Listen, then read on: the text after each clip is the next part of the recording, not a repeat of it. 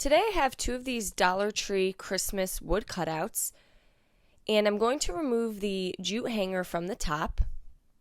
And starting with one of them, I'm going to take my straight edge, find the center of my tree, and go from the 5.5-inch mark down to the base. Now I have this 4-inch Mighty Mite table saw that I got from Harbor Freight. It's great for cutting very thin pieces of wood, such as this one from the Dollar Tree, and I'm just going to cut on that line I created. Now I want to do the same thing to the second Christmas tree, but this time I'm going to be cutting from the top of the tree down rather from the base up.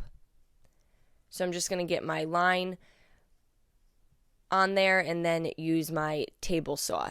Now, if you do not have something small like this to cut the wood, you can certainly just use a pair of metal shears.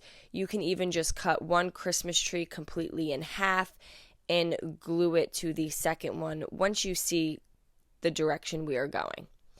After I made the cuts, I'm going to make sure they slide in perfectly together so that we have like a 3D Christmas tree. I'm going to paint all sides of my Christmas tree using some Wise Owl Spanish Olive.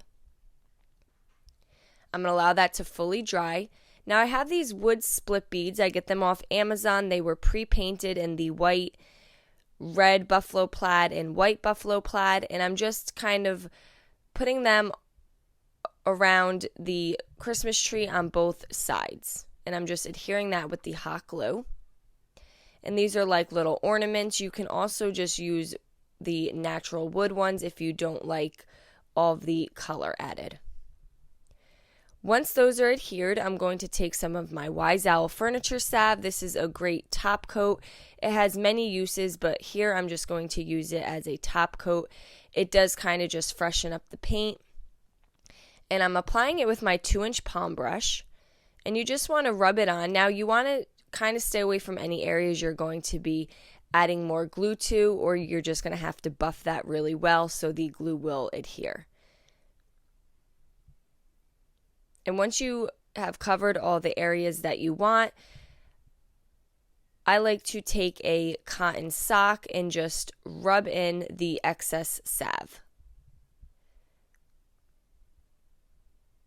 Now these come in all different scents, and there's also an unscented food grade option as well. Now I'm going to slide my two Christmas trees together, so now we have like a 3D Christmas tree made right out of Dollar Tree supplies. And to help it stand, I have these little wood blocks that you also can get a pack from Dollar Tree, and I'm just going to adhere them into the corner of each side, creating like a little base. I left mine the natural wood. You can certainly paint it to blend it in, or you could leave it the natural wood.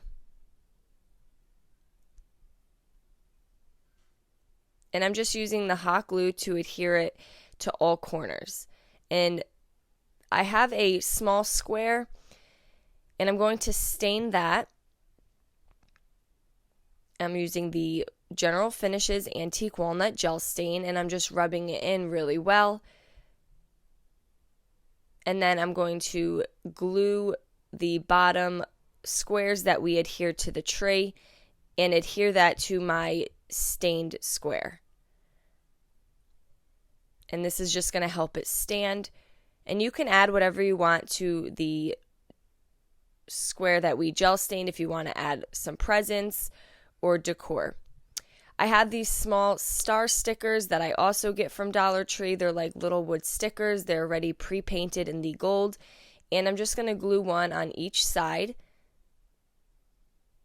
And there we go. Now we just have this really easy 3D Christmas tree. I hope you guys enjoyed this video. Paint products, tissue paper transfers, and mesh stencils can all be found on our webpage at chalkitupfancy.com.